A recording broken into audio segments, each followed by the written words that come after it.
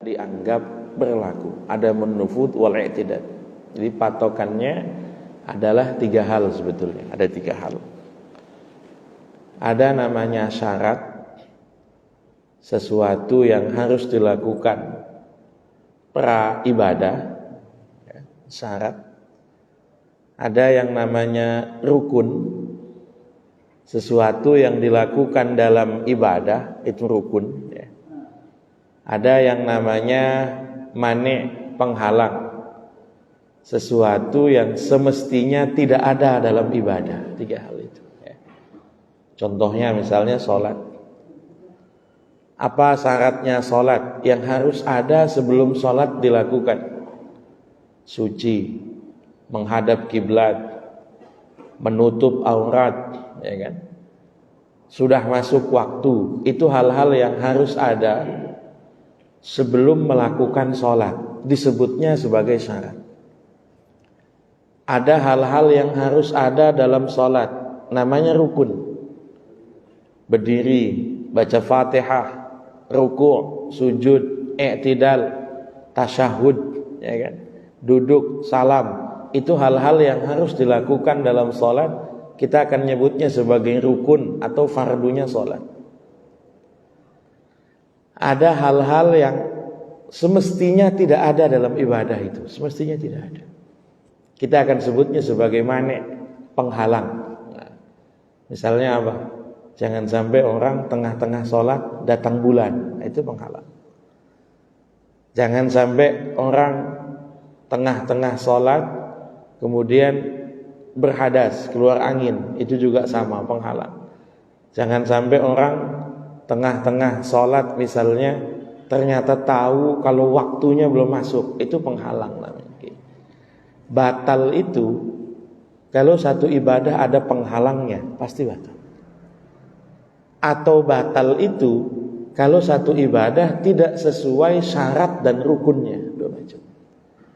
Jadi batal itu apakah ada penghalangnya ibadah, ataukah batal itu ibadah dilakukan tidak sesuai syarat dan rukunnya. Itu batal. Apa yang bikin batal wudu? Macam-macam, Pak. Tergantung kitab apa yang dikaji. Kita misalnya dalam kitab tertentu disebut yang batalkan wudu itu 5. Di tempat lain disebut yang batalkan wudu itu 4. Sementara di tempat yang lain disebut yang batalkan wudu itu 6. Itu sebetulnya cuma teknis cara menghitung, teknis hitungan saja. Sama kayak rukun sholat. Bapak misalnya belajar di Safina, rukun sholat itu ada 17. Dimulai dari niat, diakhiri sampai salam, kan begitu. Bapak misalnya ngaji kitab yang lain, Riyadul Badi'ah, rukun sholat itu ada 14. Bapak ngaji kitab yang lain, takrib misalnya, rukunnya sholat itu ada 18. Jadi yang betul tuh 14, 17, 18 sama semuanya, tapi ada yang teknis cara menghitungnya beda. Contohnya kayak tumakninah, ada yang dihitung berulang-ulang, ada yang hanya menghitung 1 kali. Yang batalkan wudu secara sederhana 1. Apa 1 itu? Hadas. Itu yang batalin wudu itu hadas. Nabi bilang dalam salah satu hadisnya, Nabi bilang, la yaqbalullahu sholata ahadikum idza ahdatsa hatta yatawadda. Nabi bilang Allah tidak menerima salat salah seorang di antara kalian ketika ia berhadas sampai dia wudu lagi. Makanya dalam wudu, niat wudu kita kan itu. Nawaitul wudu'a li raf'il hadasil asghari fardhon lillahi ta'ala. Aku niat wudu untuk menghilangkan hadas kecil, fardu karena Allah. Bentuknya hadas ada berapa? Nah, ini bentuknya hadas. Yang disebut dalam Al-Quran, bentuknya hadas 2 macam. Yang disebut dalam Al-Quran. Jadi 1 ayat itu paket lengkap. Surat Al-Maidah, ayat wudu, ayat tayamum, ayat yang bikin orang tidak wudu, ayat yang bikin orang batal wudu. Satu ayat isinya 4 macam itu. Ya ayyuhalladzina amanu, hai orang-orang yang beriman, idza qumtum ilas sholati, jika kalian hendak melakukan salat, faghsilu wujuhakum, maka basuhlah wajahmu. Ini ayat kewajiban wudu. Basuhlah wajahmu, wa aydiyakum ilal marafiqi, tanganmu sampai sikutmu. Wamsahu biruusikum, usaplah kepalamu, wa arjulakum minal ka'baini, basuhlah kakimu sampai 2 mata kaki. Ayat kewajiban wudu. Kemudian disebut ayat ketika orang tidak bisa wudu. Nah, air nggak ada atau air nggak bisa digunakan. Wa in kuntum mardha, jika kamu sakit tidak bisa gunakan air. Au ala safarin, atau di tengah perjalanan yang nggak nemu air. Ini alasan orang tidak berwudu menggunakan tayamum. Aula mastumun nisa, atau kalian menyentuh perempuan. Ini alasan wudu batal. Aula mastumun nisa, atau kalian menyentuh perempuan. Au jaa ahadum minkum minal ghaiti, atau salah seorang dari kalian baru saja keluar dari kakus, dari tempat buang hajat. Jadi yang bikin batal wudu dalam Al-Quran secara global disebut 2 hal. Satu, kalau ada orang keluar dari kakus toilet WC. Mohon maaf, kira-kira orang kalau di kakus ngapain? 2 macam kan? Kalau dia nggak buang air kecil, dia buang air besar. 2 macam itu. 2 macam. Nggak ada orang ditanya, mau ngapain di WC? Nggak, iseng-iseng aja. Nggak ada itu, nggak ada. Mau ngapain ke WC? Mau ngapain ke WC itu buang air. Apakah dia buang air kecil ataukah dia buang air besar? Patokannya di situ. Kalau kentut gimana? Kalau kentut gimana? Orang kan kalau kentut di mana saja, nggak harus di WC, tidak harus di WC. Cuman memang saya agak bingung, Pak. Kalau di Indonesia kan biasa kita itu di pondok misalnya lah. Itu teman sekamar saya tahu semua itu. Mana yang tukang kentut, mana yang enggak, saya tahu semua itu. Tahu lah. Ada yang kadang-kadang kentutnya itu sengaja malah dikencengin sama dia, gitu kan. Sengaja kadang-kadang depan orang lagi makan dia kentut tuh, kadang ada. Gitu. Tapi saya 11 tahun di Arab itu belum pernah dengar kentutnya orang Arab, belum pernah. Sampai saya itu bertanya-tanya, dia kalau kentut itu kemana? Dia kalau kentut kemana? Kalau orang Indonesia kan cuek kan. Lagi teman sekamar udah kenal semua, ya udah perat-perat aja kan begitu, perat-perat aja. Bapak suami istri begitulah ya. Itu kan biasa, istri kentut ada suaminya ya biasa. Suami kentut ya cuek aja, ada istrinya kan biasa ya, biasa. Gitu kan. Mungkin kalau depan anak agak jaim atau agak apa, depan istri kan biasa aja. Depan teman apalagi, teman sekamar, teman satu asrama kan biasa.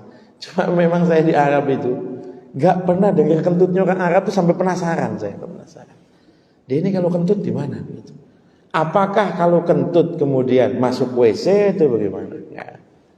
Tapi jelas dalam salah satu hadis Nabi mengatakan hadas itu membatalkan wudu. Dan Abu Hurairah menafsiri hadas itu sebagai kentut. Qalu wa mal hadas. Orang-orang nanya sama Abu Hurairah, wa mal hadas? Hadas itu apa? Abu Hurairah jawab yang paling gampang, al-fusa awid durat. Fusa dan durat itu nama kentut dalam bahasa Arab. Fusa, kentut yang tidak berbunyi, fusa. Durat itu kentut yang berbunyi. Durat, kentut yang berbunyi. Kalau kita jadi 4 itu nanti. Ya. Kentut tidak berbunyi dan tidak berbau, kan begitu. Ya. Kentut tidak berbunyi tapi baunya masya Allah, gitu kan. Kentut yang tidak berbunyi dan tidak, kentut yang berbunyi dan tidak berbau, kentut yang berbunyi sekaligus bau, kan begitu, 4 macam. Ini empat-empatnya batalin wudu. Kalau perasaan kentut bagaimana? Kalau perasaan kentut tidak membatalkan wudu. Suara dalam perut bapak. Nah, suara nih kayak apa namanya, blebek kalau kata orang kampung itu. Golian. Suara apa? Ya, suara dalam perut itu tidak membatalkan wudu, tidak. Atau gelegekan, sendawa. Nah, suara di mana? Di tenggorokan, habis makan atau bisa apa? Tidak membatalkan wudu, tidak. Dialami oleh perempuan. Kentut dari depan, dialami oleh perempuan. Ya, anak, mohon maaf ada lubangnya kan begitu, ada lubangnya. Alami ini. Kalau bapak kan nggak ada, kentut dari depan kan nggak ada. Mohon maaf nih. Waduh, ini lagi pengen banget kentut dari depan. Nah, itu nggak ada. Semua kentut kalau laki-laki dari jalur belakang. Tapi dalam perempuan ada beberapa kasus kentut itu dari depan. Bapak nggak usah bayangin gimana, nah bapak kan nggak ngalamin, ya nggak usah. Tapi perempuan itu ada yang mengalami kentut dari depan. Seandainya keluar suara dari depan, dari jalur depan, batal juga, wudunya batal. Jadi semua yang keluar dari depan, dari belakang, batal wudu. Kencing, batal wudu. Kotoran BAB, batal wudu, ya kan? Misalnya apa? Orang madhi, batal wudu. Wadi, batal wudu. Mani tidak batal wudu, tidak. Tapi wajib mandi. Sama aja, lebih besar lagi malah, wajib mandi, ya kan? Cacingan batal wudu. Karena cacingnya kan keluar dari jalur belakang. Kalau orang kampung dulu ada istilahnya kermian. Orang kampung. Gak tahu bahasa Indonesianya apa itu, Pak? Paham ya? Kermian paham ya, paham kermian. Keluar dari apa? Dari jalur belakang. Itu juga batal wudu, sama batal wudu ya. Jadi semua yang keluar dari jalur depan, dari jalur belakang, batal wudu. Kalau cuma perasaan nggak batal wudu. Ustaz, saya perasaan kentut, nggak batal. Perasaan kok, perasaan.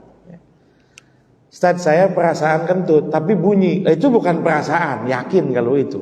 Nggak ada perasaan yang bunyi, nggak ada. Bismillah. Saya perasaan kentut, tapi bau. Ya kentut itu namanya, bukan perasaan, kentut namanya. Saya ragu-ragu, batal atau tidak, kentut atau tidak, saya ragu. Yakinkan. Yakininnya gimana? Ya sudah, yakinkan nggak kentut, tapi nggak mantep, Ustaz. Yakinkan nggak kentut, nggak mantep, ya udah. Gimana ngeyakininnya? Mohon maaf, pegang kemaluan, kan batal, selesai batal. Yang penting apa? Dia bisa yakin, wudunya batal, dia bisa wudu lagi. Kenapa? Karena wudu yang belum batal. Jangan diulangi dengan niat bersihkan hadas. Jangan. Sering nih kejadian, sering. Bapak sholat maghrib, habis maghrib iktikaf di masjid, ada pengajian kah, atau nunggu isya kah, atau bagaimana? Udah. Azan isya. Ketika azan isya, berbondong-bondong orang kemudian ke tempat wudu, padahal wudunya belum batal. Saya kalau ditanya, Ustaz lebih baik mana? Wudu lagi apa enggak? Patokannya satu. Kalau gara-gara wudu lagi, kemudian tidak sempat qobliyah isya, maka lebih baik enggak usah wudu. Kan orang wudu laginya antri. Padahal kadang-kadang waktu isya itu jedanya kadang-kadang sebentar. Gara-gara dia wudu, kemudian gak sempat qobliyah isya, itu lebih baik dia langsung qobliyah isya, jelas. Yang kedua, dia boleh wudu lagi, tapi bukan dengan niatan menghilangkan hadas. Apa yang mau dihilangkan? Sementara dia belum berhadas, belum berhadas. Kalau gitu nggak boleh, Ustaz. Orang wudhu lagi boleh, sunnah, tapi niatnya bukan menghilangkan hadas, bukan. Niatnya memperbaharui wudhu, itu niatnya. Nawaitul wudu'a tajdidan sunnatan lillahi ta'ala. Dalam hati aku niat berwudu, memperbaharui wudu sunnah karena Allah. Itu niatnya. Jadi yang pertama, hal-hal yang batalkan sholat adalah segala sesuatu yang keluar dari dua jalan, ya. Jalan depan kemaluan atau jalan belakang lubang anus, semuanya kecuali mani membatalkan wudu semua. Ini yang pertama. Yang kedua, tidur. Ada hadisnya Sayyidina Ali bin Abi Thalib. Beliau dapat hadis dari Nabi, al-ainani wika usahi, faman nama falyatawaddo. Kata Nabi, dua mata ini menjadi sumbunya lubang anus. Bapak kalau matanya melek, lubang anusnya nutup. Kalau bapak merem, lubangnya buka dikit. Coba deh, bapak kalau ngeden itu merem apa melotot? Coba. Orang ngeden tuh merem, makin dia merem itu makin kebuka. Ya. Lihatin orang kalau tidur itu perat itu biasa. Kenapa bisa begitu? Banyak orang yang kalau bangun tidur kaget, kamar saya kok bau ini? Ya kamu kentut pada waktu tidur. Jadi kata Nabi, orang kalau matanya melek itu lubang anusnya nutup. Kalau matanya merem, lubangnya buka dikit. Ketika lubangnya buka dikit, angin keluarnya gampang. Tapi sekali lagi, tidur itu bukan pasti batal, bukan. Yang bikin batalnya tetap kentut, bukan tidurnya, bukan. Tidur itu tidak membatalkan sholat, tidak membatalkan wudu, tidur itu tidak membatalkan. Yang bikin batal wudunya tetap kentut, karena bahasanya Nabi, mata itu sumbunya lubang anus. Kalau matanya merem, lubangnya ngebuka. Kata Nabi begitu kan. Jadi yang bikin batal itu bukan tidurnya, yang bikin batal itu kentutnya. Masalahnya orang sedang tidur tidak sadar dia kentut apa enggak sadar. Namanya juga tidur kan begitu. Namanya juga tidur. Itulah maka ada hadis yang lain riwayat Anas bin Malik. Bismillah. Pernah kejadian Nabi itu sholat isya tengah malam. Nabi sholat isya ada beberapa waktu sholat yang ngikuti musim. Kalau kita di Indonesia musimnya rata-rata sama, stabil. Kita cuma punya musim kemarau dan musim hujan. Nggak pernah ada kasus siang lebih panjang atau malam lebih panjang. Nggak pernah ada kasus begitu, nggak pernah. Tapi sekarang siangnya panjang, nggak juga. Subuhnya 4:30 lewat, Ustaz. Iya, tapi maghribnya juga jam 6 lewat, sama. Jam 6 lewat, sama. Kalau subuhnya naik, maghribnya juga sama. Subuhnya naik jam 4 lewat, nanti maghribnya turun jam 6 kurang, kan begitu. Tapi kalau negara yang ngalami musim panas, negara ngalami musim dingin. Di musim panas siangnya panjang, di musim dingin malamnya panjang. Nabi itu pernah satu waktu Isya, Bilal itu nggak berani qomat kalau Nabi belum datang. Sahabat juga nggak ada yang kemudian berani maju ke depan nyuruh Bilal qomat, itu nggak ada. Anas bin Malik cerita, kanu fi ahdi Rasulillah, pernah mereka para sahabat di masa Rasul itu duduk nunggu Rasul sampai tidur. Tiangnya Masjid Nabawi yang asli itu 12 tiang. Tapi jangan dibayangkan kayak di kita. Kalau masjid banyak tiangnya berarti langsung PW dipakai tidur begitu ya. Ini alhamdulillah nih ya, ngajinya di tengah semua begini. Saya kadang-kadang tuh ngaji di sebagian tempat itu langsung bentuk lingkaran, ya gara-gara cuman biar PW nyender begitu, ya kan. Itu sahabat cerita, di masa Rasul itu, kata Anas, Nabi pernah melakukan sholat isya tengah malam. Dan kemudian apa? Sahabat yang nunggu itu duduk sampai tidur, sampai disebutin apa? Hatta tahfiqa ru'usuhum. Kepalanya itu jatuh berkali-kali. Itu mohon maaf tuh. Kalau di Nurul Hidayah, Ustadz imamnya belum datang misalnya, itu kira-kira muazzinnya qomat apa nunggu kira-kira? Qomat lah, mau ngapain nunggu? Kita patokannya jam digital kan begitu, jam digital. Tapi sahabat itu saking takzimnya dengan Rasul. Kalau Rasul belum keluar, sahabat itu nggak ada yang punya inisiatif mulai sholat berjamaah.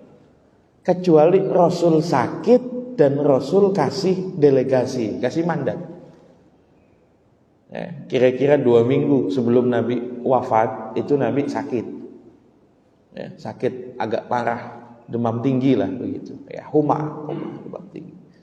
Itu Rasul kasih mandat Abu Bakar yang ngimamin, kata Rasul.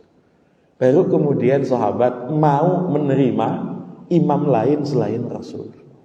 Tapi selagi Rasul masih ada dan Rasul nggak kasih mandat, nggak bakal ada kejadian orang berani ngimamin kalau Rasul masih ada. Tengah malam Nabi keluar, Bilal qomat, sahabat yang duduk tidur itu langsung bangun berjamaah. Nabi tidak komentar, artinya apa? Wudunya tidak dianggap batal oleh Nabi, padahal mereka tidur. Itu persis mirip yang dilakukan bapak-bapak di khutbah Jumat, sama persis.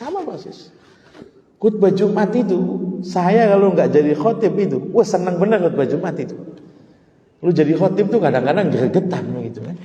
Kita di atas mimbar, itu yang di sop depan tuh berani tidur, wah cuek aja, tidur. Ya kan? Apa hukumnya tidur pada saat khutbah Jumat? Yaitu mirip yang dilakukan oleh apa? Oleh sahabat nunggu Rasul datang. Kalau ini kan kelewatan sebetulnya. Khotibnya lagi ngamuk-ngamuk di atas mimbar, dia pewet tidur aja, udah kan begitu, tidur aja, ya kan? Ketika kemudian qomat, mereka kemudian langsung sholat tanpa wudu lagi. Apakah wudunya batal? Nah, tidur duduk itu tidak membatalkan wudu. Kenapa tidur duduk tidak membatalkan wudu? Perhatikan baik-baik hadisnya Nabi tadi. Bukan tidur yang batalin sholat, tapi apa? Potensi kentutnya yang batalin wudu. Nabi bilang, mata ini adalah kendalinya lubang anus. Kalau mata merem, maka lubang anus membuka. Jadi yang bikin batal itu bukan mata meremnya, tapi bukanya lubang anus, potensi kentutnya. Orang kalau tidur duduk, Pak, tidur duduk, itu resiko kentutnya bisa dihindari, bisa. Makanya nih, kalau ada orang ngaji duduk sila, ngangkat paha itu tersangka kentut itu, tersangka kentut. Karena posisi kalau masih duduk aja begitu nggak bisa kentut itu, nggak bisa kentut. Kayak bapak di pesawat begitu kan, waduh tekanan udara tinggi, perut penuh, pengen kentut. Kalau bapak masih duduk begini, itu susah Pak kentut Pak. Tapi coba naikin dikit itu pantat satunya, itu bisa kentut, bisa. Makanya orang kalau kemudian apa? Kalau kemudian duduknya masih begini, aman, dia gak kentut, aman. Dan orang yang tidur pada waktu khutbah Jumat itu kesadarannya tidak hilang total 100%. Ya. Jadi kalau antara 0 sampai 100 itu ya kesadaran mungkin hilang 40, kesadaran mungkin hilang 50. Tapi dia masih sadar. Oh ini khutbah, khotibnya ngapain? Marah-marah ini. Oh ini kotak amal lewat nih. Itu masih ada tuh, sedikit kesadaran itu masih ada. Cuma paling begitu bangun qomat, wih cepet amat khutbahnya. Bukannya cepet, situnya tidur kan gitu, ya kan. Jadi yang pertama, yang batalin wudu adalah segala sesuatu yang keluar dari 2 jalan, depan belakang. Yang kedua, hilang akal. Orang kalau hilang akal, maksudnya hilang kesadaran, dia tidak sadar kentut atau tidak. Contohnya orang tidur. itu nggak sadar kentut atau tidak. Tapi kalau posisi tidurnya menjaga resiko kentut, tidur duduk, maka wudunya nggak batal. Orang kalau pingsan batal wudu. Kenapa batal wudu? Karena pada waktu dia pingsan dia nggak tahu kentut apa enggak. Orang kalau misalnya mohon maaf epilepsi batal wudu. Ada orang itu epilepsi begitu kan, batal wudu. Kenapa? Karena ya ada yang sebab kadang begini matanya nggak tahu matanya macam itu. Ya, kalau tidur masih posisi duduk itu masih aman sebetulnya, Pak, masih aman. Cuma kadang-kadang yang nggak aman tuh kalau udah sampai ngiler-ngiler, itu yang nggak aman itu yang nggak aman itu. Karena apa? Ya, kalau dari sini pol-polan dari tenggorokan itu nggak najis. Tapi kalau iler itu sudah dari dalam, itu najis. Nah, maksudnya kita nggak tahu nih, ini yang dari tenggorokan apa yang dari dalam kita nggak tahu. Jadi kalau yang najis bukan wudunya yang batal, bukan. Tapi kemudian bagian mukanya atau mungkin kena bajunya itu mungkin kena najis. Jadi satu, segala sesuatu yang keluar dari dua jalan. Dua, hilang akal, ya kan? Kemudian tiga, jazakumullah. Yang ketiga, menyentuh wanita. Ini yang dari masa dahulu sampai sekarang kemudian diperdebatkan. Bentuk menyentuhnya seperti apa? Al-Quran hanya nyebut nyentuh. Aula mastumun nisa falam tajidu ma'an fatayammamu sha'idan thayyiba. Menyentuh wanita membatalkan wudu. Tapi gaya menyentuh yang bagaimana Al-Quran tidak bilang. Imam Syafi'i kalau soal teks itu ketat. Quran bilangnya nyentuh, ya nyentuh sudah. Sentuhan kulit, orang kalau nyentuh kan pakai kulit. Kalau misalnya nggak pakai kulit, itu tidak disebut nyentuh. Pakai tisu begini misalnya. Ini nggak nyentuh ini, dia nyentuh tisu, bukan nyentuh kulit. Jadi yang disebut sentuhan itu sentuhan kulit. Sentuhan rambut itu tidak batalkan wudu, tidak. Zaman nggak pandemi, sore-sore naik komuter coba, kayak bagaimana rasanya itu, ya kan? Alhamdulillah pas pandemi orang nggak ada takut-takut juga kan, deket-deketan begitu kan. Kalau pada waktu sebelum pandemi itu bisa jadi rambut kita ngadu rambut dengan rambut perempuan begitu, tidak batal wudu, tidak. Atau mohon maaf, tubrukan gigi kita ngadu gigi sama perempuan, itu nggak batal. Asal cuman gigi ya, Kalau bibir nanti lain. Kalau bibir udah kulit itu. Kalau gigi ketemu gigi nggak batal itu ya. Tapi kalau bibir sudah kulit itu sudah kulit. Kulit ketemu kulit batal sentuhan itu kan, sudah kulit ya. Jadi sentuhan kulit laki-laki perempuan yang bukan mahram dan sudah dewasa. Ya. Sentuhan kulit laki-laki perempuan yang bukan mahram. Kalau mahram tidak batal wudunya, tidak. Kenapa? Karena kalau mahram tidak dipandang orang lain, tidak. Sentuhan kulit dengan adiknya perempuan, sentuhan kulit dengan kakaknya. Mahram itu wanita yang haram dinikah. Mahram itu wanita yang haram dinikah. Sebabnya 3 macam. Apakah sebabnya nasab, naik ke atas, turun ke bawah, atau menyamping? Naik ke atas ibu, mahram. Naik ke atas nenek, mahram. Turun ke bawah anak, mahram. Turun ke bawah cucu, mahram. Bagaimana kalau anaknya anak tiri, anak bawaan? Bapak nikah, mohon maaf, dengan janda yang sudah punya anak. Anaknya mahram bapak atau bukan? Kan begitu. Kalau bapak sudah berhubungan dengan ibunya, anaknya mahram. Ya kan gitu. Kalau bapak min nisa wa roba ibukumul lati min nisa ikumul lati dakhaltum bihinna, dan anak-anak tirimu dari pasanganmu yang sudah kamu gauli.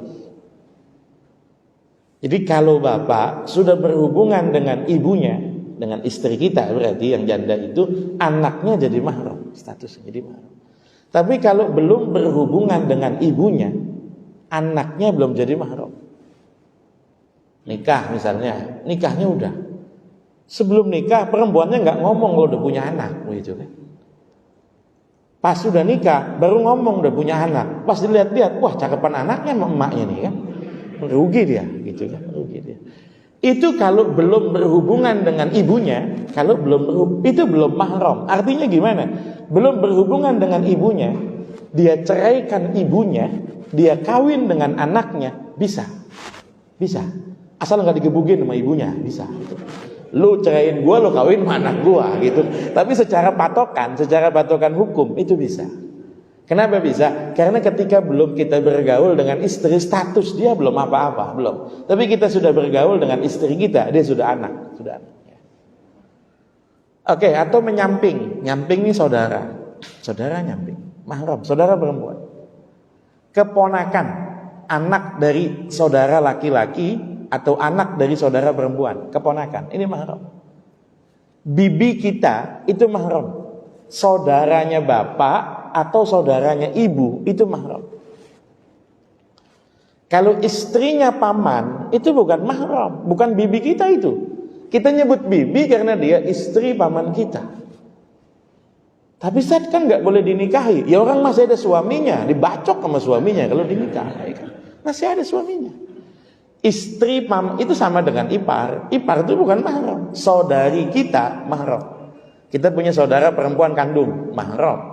Kita punya saudara perempuan seayah, bapaknya sama beda ibu, mahram. Kita punya saudara perempuan seibu, mahram. Ibunya sama, bapaknya beda, mahram. Tapi kalau kita punya ipar perempuan, istrinya saudara kita, bukan mahram. Tapi kan nggak boleh dinikah. Ya suaminya masih ada, gimana mau dinikah gitu kan? Tapi kalau suaminya udah meninggal kan bisa, ya kan? Ceritanya orang naik ranjang atau turun ranjang kan begitu, ya kan? Nikah sama apa? Nikah sama ipar kan begitu, nggak ada masalah. Nasab atau jalur susuan. Sekarang udah nggak ada jalur susuan. Atau jalur mantu mertua. Ya. Menantu kita mahram. Mertua kita mahram.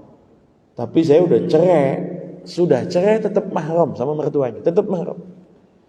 Tapi anaknya dia yang jadi istri saya sudah meninggal, tetap mahram. Ya.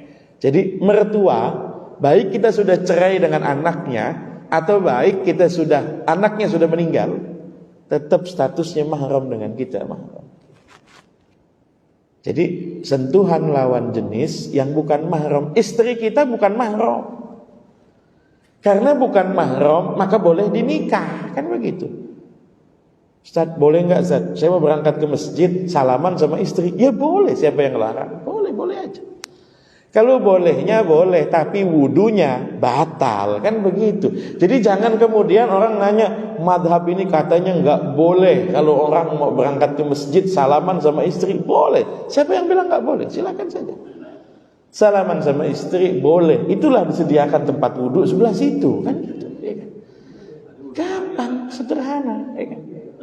Jadi yang bilang nggak boleh itu nggak ada. Saya cuma bilang menurut madhab Syafi'i wudunya batal, kan begitu, wudunya batal. Oke. Kalau menurut madhab lain bagaimana? Oke. Menurut madhab Syafi'i wudunya batal kalau sentuhan kulit lawan jenis. Sudah dewasa ya. Kalau anak kecil enggak, anak kecil. Bapak jadi guru di TPQ, jadi guru di madrasah, jadi guru di SD, begitu kan? Kemudian anak kelas 1 SD, kelas 2 SD, kelas 3 SD itu salaman sama guru. Gak batal itu, wudu gak batal, masih kecil. Tapi kalau sudah SMP kelas 3 ya pasti batal itu, Sudah SMP kelas 3 ya pasti batal. Tapi murid saya, murid ya murid, tapi orang lain itu. Wah saya bla bla bla. Wah ya manusia itu ada aja lah, nafsunya ada aja, nafsunya ada. Jadi patokan yang paling aman, Ya, buktinya di saat pandemi jangankan melawan jenis, satu jenis saja kita bisa kok salaman jarak jauh, kan bisa. Berapa banyak orang yang biasa salaman itu pas pandemi ini jarak jauh juga kan, nggak ada masalah, bisa. Oke. Menurut madhab Imam Ahmad, madhab Hambali, yang disebut batal itu bukan sekedar sentuhan, bukan. Sentuhan dengan syahwat. Menyentuh dengan syahwat itu kalau dalam bahasa kita bukan sekedar menyentuh, Pak. Meremas, kan gitu, diremas sama dia, itu batal itu. Dan Bapak tahu kan, posisi bagian tubuh mana itu? Yang diremas-remas itu kan bagian yang mana, kan itu kan. Jadi enggak sekedar sentuhan, krek begini batal, tidak. Nyentuh dengan syahwat, itu yang batal. Menurut Imam Malik, bukan sekedar nyentuh dengan syahwat, tapi bermesraan, itu yang bikin batal wudu. Ya sudah mulai gandeng-gandengan, peluk-pelukan, mohon maaf, ya teruslah begitu ya kan. Itu batal. Jadi bukan cuma sentuhan dengan syahwat, tapi bermesraan, dalam bahasa Imam Malik mubasyarah. Menurut madhab Imam Abu Hanifah, yang bikin batal itu adalah hubungan suami istri, itu yang batal. Selagi tidak berhubungan tidak batal. Kok bisa beda-beda? Quran menyebutnya nyentuh. Tapi tadi saya bilang, nyentuh yang bagaimana Quran tidak jelaskan, tidak. Kalau menurut Imam Abu Hanifah, bahasa Quran nyentuh. Tapi nggak mungkin dong bahasa Quran vulgar, itu nggak mungkin. Bahasa Quran itu halus. Jadi nyentuh itu maksudnya adalah hubungan suami istri. Kalau Imam Syafi'i enggak. Al-Quran nyebutnya nyentuh, berarti ya nyentuh. Kenapa kita perlu tahu madhab yang lain? Karena mungkin saja kita berada dalam satu kasus yang nggak mungkin pakai madhab Imam Syafi'i. Kalau sekarang masih mungkin, masih pandemi, masih jaga jarak, begitu kan? Sholatnya masih ada jaraknya. Orang tawaf, orang umroh itu masih mungkin tidak bersentuhan, masih mungkin. Tapi sebelum pandemi, orang tawaf kemudian tidak ada sentuhan kulit sama orang lain, itu semi mustahil. Mustahil. Dulu saya nanya sama guru saya, gimana solusinya? Tetap pakai madhab Syafi'i, yang penting kamu nggak nyentuh. Kalau kamu disentuh nggak batal. Kan bahasa Qurannya atau kamu menyentuh, kan begitu. Atau kamu menyentuh. Maka ada pendapat dalam madhab Syafi'i yang batal itu yang nyentuh. Kalau pendapat terkuatnya nyentuh ataupun disentuh, dua-duanya batal. Nah, tapi ada satu pendapat bahwa yang batal itu yang nyentuh. Kalau disentuh tidak batal. Masalahnya Pak, waktu desek-desekan kita nggak tahu kita disentuh apa kita nyentuh, kita nggak tahu. Orang desek-desekan kan gitu, kita nggak tahu apakah kita posisinya nyentuh ataukah kita posisinya disentuh, kita nggak tahu. Jazakumullah, ya. Kita nggak tahu. Maka yang paling aman kita talfik di situ, menggunakan pendapat imam madhab yang lain. Karena apa? Hampir susah kita rasakan menggunakan madhab Imam Syafi'i. Yang penting Bapak tahu dalilnya, Bapak tahu pendapatnya, nggak apa-apa. Jadi kalau ditanya batal apa nggak batal? Nggak batal. Kenapa emang? Sebab menurut Imam Malik yang batal itu bermesraan. Sebab menurut Imam Abu Hanifah yang batal itu adalah hubungan suami istri. Itu kita bisa tahu begitu, cukup kita bisa ikut, nggak apa-apa. Soalnya nanti yang bertanggung jawab bukan kita, yang bertanggung jawab itu beliau-beliau. Jadi jangan sampai batal apa nggak batal? Nggak batal. Kok nggak batal? Ya Allah juga tahu, kan kita lagi tawaf. Nah ini nggak ada bahasa begini, nggak ada. Sebab bukan kita yang tanggung jawab, bukan kita, bukan kapasitas kita berijtihad, bukan. Di satu, saya ulangi lagi, ya, keluar dari dua jalan depan belakang. Dua, hilang akal, hilang kesadaran selain tidur duduk. Tiga, sentuhan kulit lawan jenis yang bukan mahramnya sudah dewasa. Keempat, yang terakhir, nyentuh kemaluan. Nyentuh kemaluan ini ada dua hadis. Hadis yang pertama, Hadisnya Thalaq bin Ali. Itu dia nanya sama Nabi, Nabi, ada orang yang nyentuh kemaluan, apakah wudunya batal? Nabi jawab, innama huwa bud'atun minka. Kemaluan itu bagian tubuhmu. Nabi bahasanya begitu. Artinya apa? Karena kemaluan itu bagian tubuh, kita megang paha nggak batal, kita megang pipi nggak batal, kita pegang tangan nggak batal, mestinya nyentuh kemaluan juga nggak batal, mestinya begitu. Bahasa Nabi, innama huwa bud'atun minka. Tapi ada hadis yang lain. Ini yang dipakai oleh Imam Syafi'i. Hadisnya Busra binti Safwan. Nabi bilang, man massa dzakarahu falyatawaddo. Barang siapa yang menyentuh zakarnya, maka harus dia berwudu lagi. Dalam hadis yang lain, man massa farjahu. Barang siapa yang menyentuh kemaluannya. Kalau zakar berarti laki-laki. Tapi kalau kemaluan farjahu itu berarti umum, laki-laki dan perempuan, maka apa? Wudunya batal. Maka wudunya batal. Nah, nyentuh kemaluan dalam mazhab Syafi'i itu dipakai yang kedua ini, batal. Ya. Kalau sentuhan kulit harus 2 orang, laki-laki, perempuan, harus 2 orang, beda jenis. Tapi kalau menyentuh kemaluan 1 orang sudah batal. Jadi nggak usah Bapak bayangin nyentuh kemaluannya orang. Ya kemaluan sendiri sudah batal, sudah batal itu. Ya. Jadi man massa dzakarahu falyatawaddo. Ya. Barang siapa yang menyentuh kemaluan, kan kemaluan juga bagian tubuh sama kayak kulit. Iya, sama kayak kulitnya betul. Tapi orang megang pipi kan nggak ada yang bangun, Pak. Nggak ada. Tapi orang nyentuh yang itu ya bisa ada yang bangun, bisa ada ya. Jadi secara sederhana ada 4. Nanti sebagian ulama nambahin lagi. Nyentuh lubang anus dipandang membatalkan wudu. Jadi hal-hal yang membatalkan wudu itu hadas, bentuknya hadas. 1, segala sesuatu yang keluar dari 2 jalan selain mani.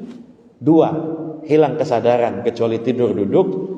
3, sentuhan kulit lawan jenis yang bukan mahramnya sudah dewasa. 4, nyentuh kemaluan dengan telapak tangan bagian luar. Ini kalau Bapak begini, ini yang nggak kelihatan berarti batal wudu. Jadi nyentuh kemaluan maka ini nggak batal wudu. Nyentuh kemaluan. Kemaluan sendiri ini nggak batal. Kemaluan orang ya batal, karena patokannya kan nyentuh pakai apa saja. Kalau beda jenis ya, beda jenis. Tapi kalau kemaluan sendiri ini kalau nyentuhnya maka yang ini nggak batal. Ya. Kemudian ada pendapat juga nyentuh lubang anus juga membatalkan wudu. Ya. Nah, hal-hal apa saja yang diharamkan ketika kita batal wudu, insya Allah akan kita bahas pada pertemuan mendatang. Kalau ada yang masih iskal atau ada yang ingin ditanyakan, tafadhol. Bismillah.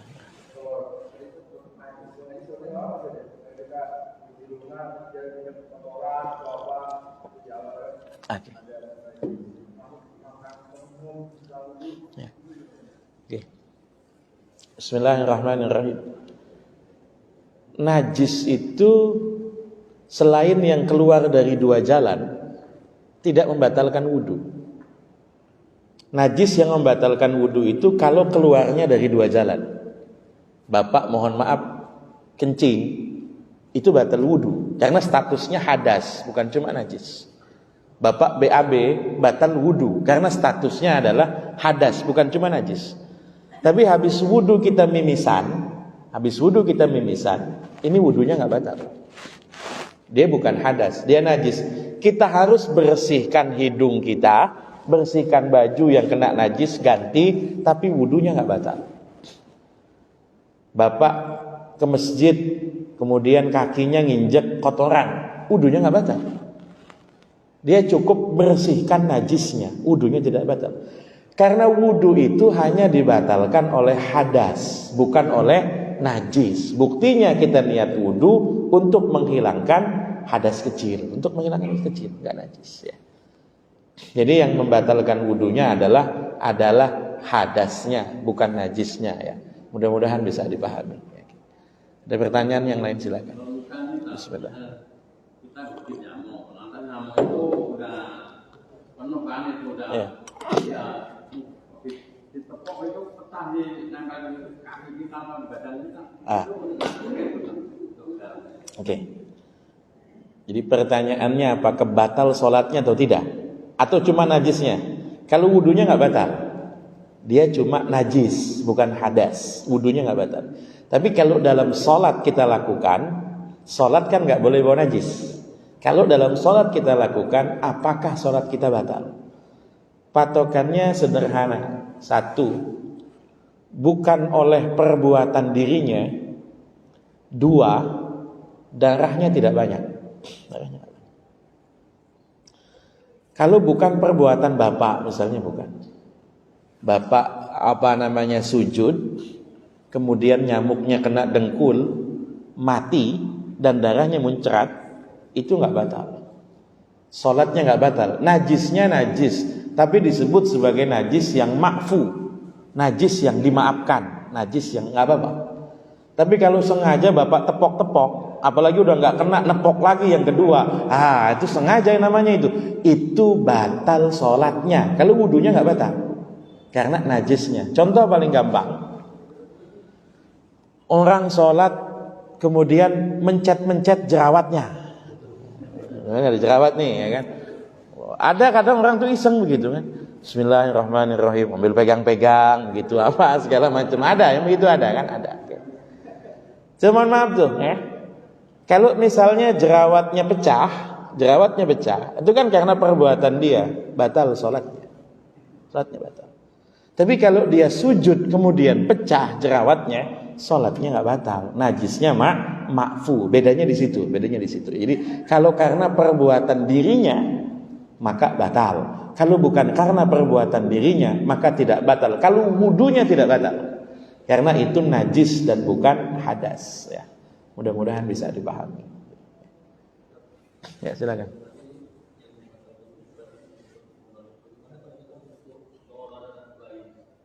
Gimana?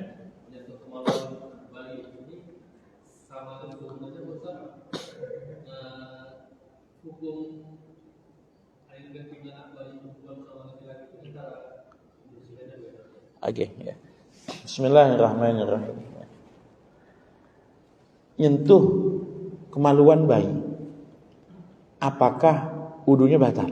Batal. Kalau gitu kita nggak boleh nyebokin bayi dong. Boleh nyebokin bayi, boleh, nggak apa-apa.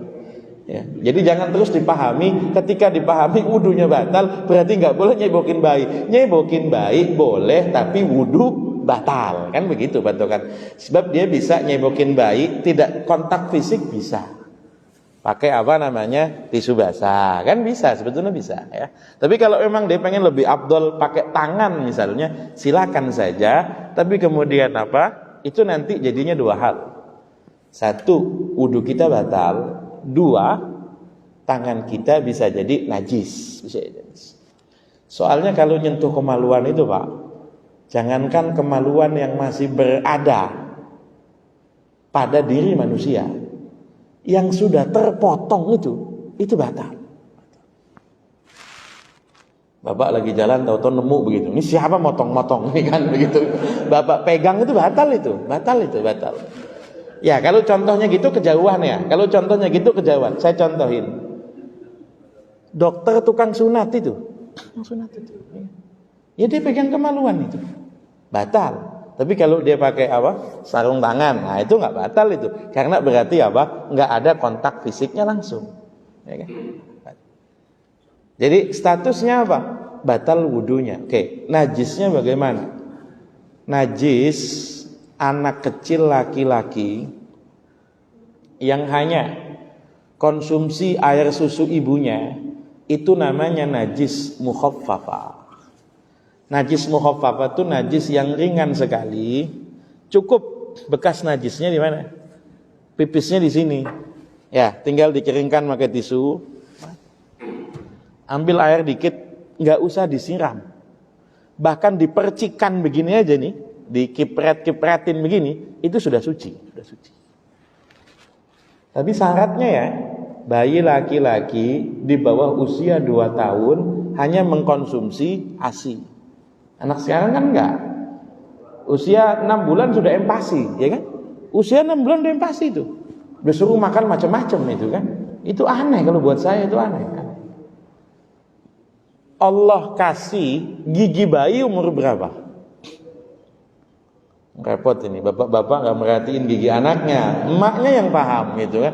Dia nggak merhatiin, taunya kalau anaknya demam aja, oh mau tumbuh gigi ini, taunya cuma di situ. Rata-rata anggaplah umur 1 tahun. Makanya bahasa Arabnya gigi dan bahasa Arabnya tahun itu sama. Sinnun itu artinya tahun, sekaligus sinnun artinya gigi. Karena tanda tahun manusia dan hewan ditandai dengan gigi. Pengen lihat hewan cukup korban atau tidak? Lihat giginya kan begitu. Orang baru belum setahun belum tumbuh gigi, itu berarti patokannya, fitrahnya belum disuruh ngunyah yang macam-macam, giginya belum ada. Malah kesian emaknya kalau baru lahir langsung punya gigi, kesian itu. Emaknya kesian. Maka diciptakan sama Allah kan begitu kan, bertahap itu kan. Jadi kapan dia konsumsi ASI, kapan mulai ada makanan pendamping. Jadi bisa najisnya mukhaffafah kalau belum dikasih makanan pendamping. Sudah dikasih makanan pendamping itu hanya berlaku pada air seni, kencingnya saja. Kalau kotorannya sama, najisnya mutawasitoh, najis pada umumnya. Dikeringkan pakai tisu atau pakai lap, nanti kemudian disiram sama air sampai hilang warna, rasa dan baunya, kan begitu. Oke. Zaman sekarang, Pak, ketika bayi sudah pakai pampers itu, sudah nggak pakai popok lagi, sebetulnya mohon maaf sudah tidak begitu penting beda najis laki-laki dan perempuan. Karena toh rata-rata memang pipisnya sudah nggak kena baju, rata-rata begitu. Ditampung sama pampers, kan begitu. Jadi kasus najis mutawasito dan mukhaffafah itu ketika orang masih pakai popok kena pipis, itu cara membersihkannya beda. Mudah-mudahan bisa dipahami.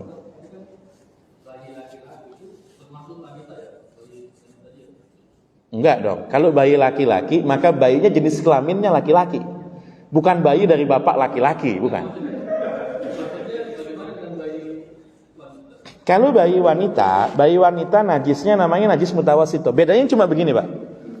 Ini pipisnya bayi perempuan ya, sama-sama belum empasi. Ini pipis bayi perempuan. Kita keringkan, pastikan kita siram. Ketika disiram itu nanti warna, rasa, bau hilang. Harus disiram. Disiram itu artinya apa? Airnya ngalir. Itu disiram, airnya ngalir. Tapi kalau kencing bayi laki-laki kita bersihkan, kering, itu tidak harus disiram. Ya. Bapak pakai apa? Sprayer, itu sudah bisa. Karena hanya butuh siratan, disiratkan begini saja sudah suci. Jadi bedanya cuma setipis itu sebetulnya. Ya. Jadi kalau perempuan harus disiram, kalau laki-laki cukup dipercikan air sudah suci. Hanya seperti itu bedanya.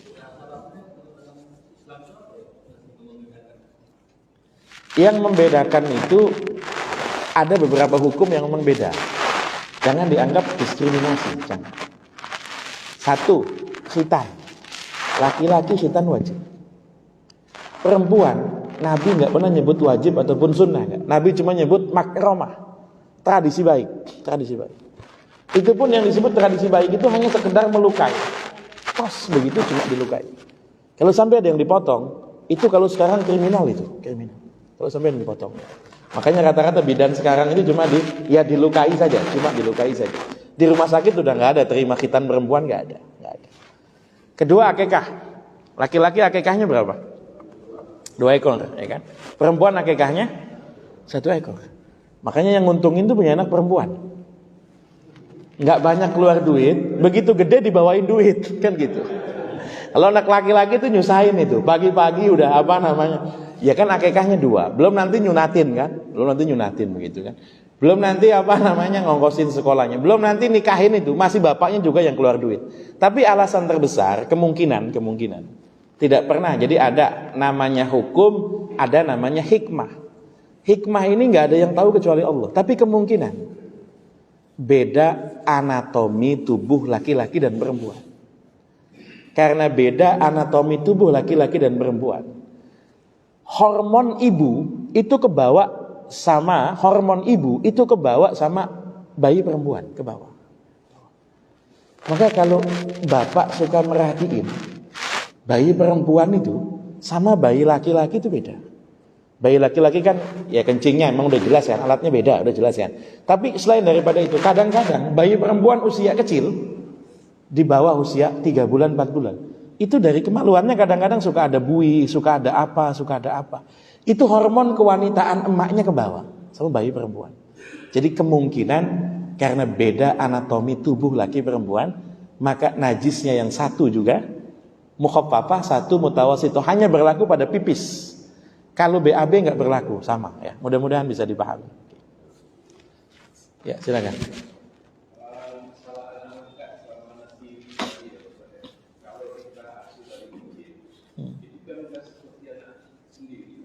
Iya. Ya. Ya.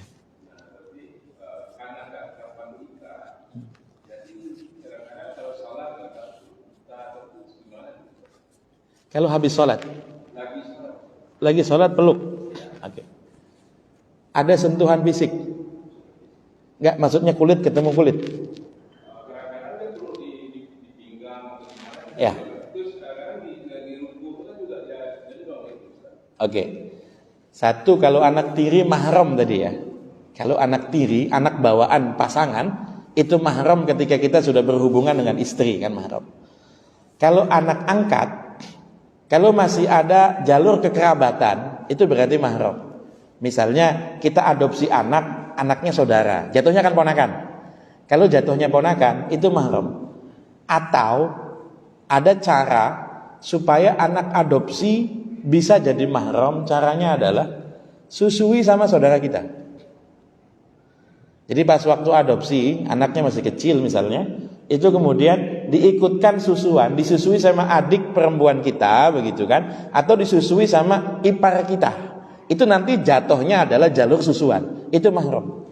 Tapi kalau sama sekali nggak ada jalur kekerabatan, nggak pernah disusui juga masa kecil oleh keluarga kandung kita ataupun ipar, dia bukan mahram.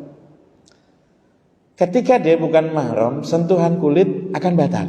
Dalam mazhab Syafi'i batal, ya. Gimana kalau misalnya dia sudah men, misalnya sudah men umur berapa? Di kelas 5 SD misalnya, dia sudah pernah ngalamin mens. Kalau misalnya kita sholat, dipeluk, kita kalau sholat pakai baju kan, dipeluk, tangan dia kena baju kita, nggak masalah. Tapi kalau gelayutan di leher misalnya, nah itu batal, itu leher batal. Terus gimana Ustaz? Berarti nggak boleh gelayutan? Ya boleh saja, tapi batal gitu aja ya. Jadi jangan dipahami nggak boleh. Ya boleh tapi batal gitu saja. Jadi nanti kita kasih edukasinya. Kita kasih edukasi.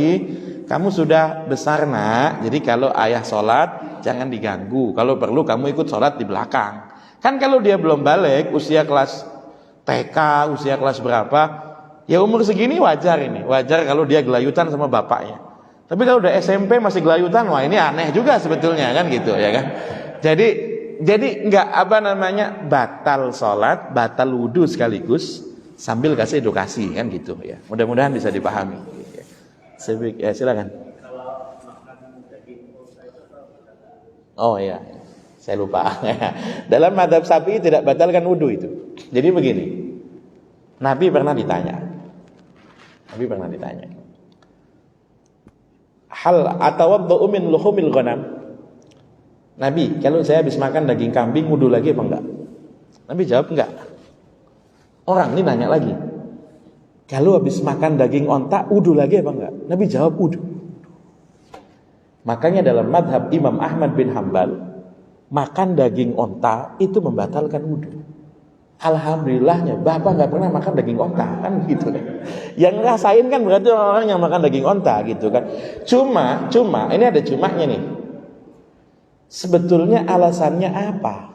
Ketika makan daging kambing tidak batal wudu, makan daging onta batal wudu. Kan sama-sama daging, sama-sama berserat, sama-sama protein, kan begitu. Kenapa yang ini batal, kenapa yang ini enggak? Ulama macam-macam analisanya. Satu analisa, Nabi berhentiin pertanyaan dia. Itu kalau nggak diberhentiin sama Nabi, lanjut pertanyaannya itu. Nabi, saya makan daging kambing batal nggak wudu? Enggak. Kalau onta, enggak. Kalau ayam, enggak. Kalau sapi, terus saja itu nanti kan. Nah, tapi ketika diomongin sama Nabi, makan daging kambing batal nggak? Enggak. Bahkan daging onta, wudu lagi, kata Nabi. Itu satu. Kedua, Nabi tidak menyatakan batal, tapi Nabi mengisyaratkan lebih baik wudu lagi. Kita biasanya kalau habis makan ataupun minum, itu resikonya bukan di wudu, resikonya di sholat. Kalau dalam sholat masih ada yang berasa di lidah, batal. Allahu Akbar, weh enak bumbu kacang ini. Nah, batal ya. Makanya Bapak habis minum kopi gitu, kopinya enak bener, atau habis makan durian, habis minimal kumur kan, supaya tidak ada lagi. Kalau aroma nggak apa-apa Pak, aroma nggak batal, karena aroma itu dihirup sama hidung. Tapi kalau rasa di lidah itu batal, hitungannya makan, batal. Maka kita kumur daripada cuma kumur, sekalian wudu. Menurut saya yang kedua. Yang ketiga, ini lemah sekali. Yang ketiga, analisanya lemah sekali.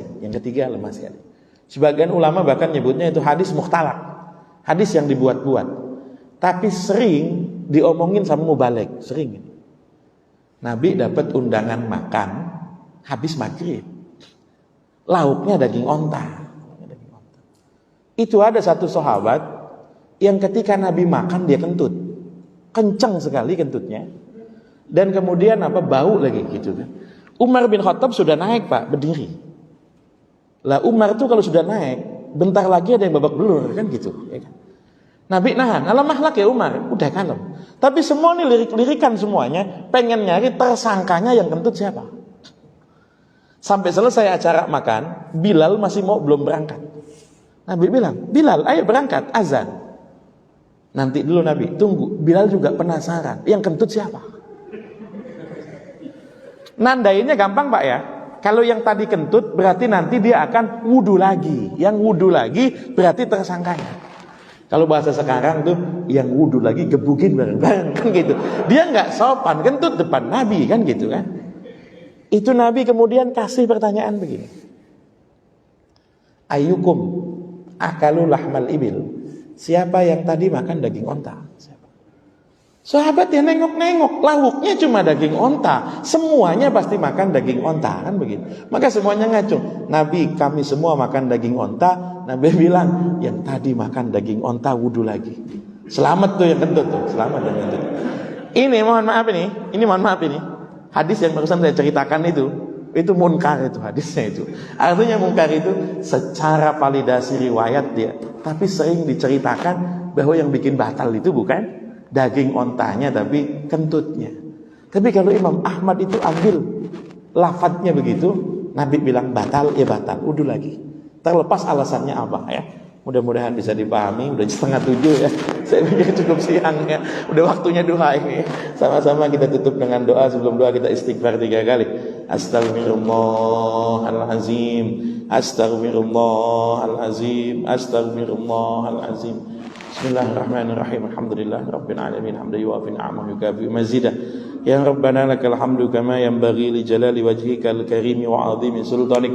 Allahumma salli ala sayidina Muhammadin fatihi lima ughliq wal khatimi lima sabaq. Nasiril haqqi bil haqqi wal hadi ila siratikal mustaqim. Sallallahu alaihi wa ala alihi wa ashabihi haqqa qadri wa miqdarihil azim. Allahumma lakal hamdu syukra wa lakal mannu fadla. Wa anta rabbuna haqqa wa nahnu abiduka riqa wa anta lam tazal lidzalika ahla. Allahumma ya muyassira kulli asir wa ya jabira kulli kasir wa ya sahiba kulli farid wa ya mughniya kulli faqir wa ya muqawwiya kulli dha'if wa ya ma'mana kulli makhif yassir alaina kulla asir fataysirul asiri alayka yasir. Allahumma ya man la yahtaju ilal bayani wat tafsir hajatuna ilaika katsir wa anta alimun bi basir wa khabir. Allahumma barik lana fi Rajab wa Sya'ban wa ballighna Ramadan biridha wal afwi wal qabuli wal ghufran wa inna ala siyami wal qiyam. Rabbana hab lana min azwajina wa dhurriyyatina wa talamidhatina qurrata a'yun waj'alna lil muttaqina imama. Rabbana hab lana minas salihin. Rabbana atina fid dunya hasanah wa fil akhirati hasanatan wa qina adzabannar. Sallallahu alaihi sayyidina Muhammad wa ala alihi wa sahbihi wa sallam.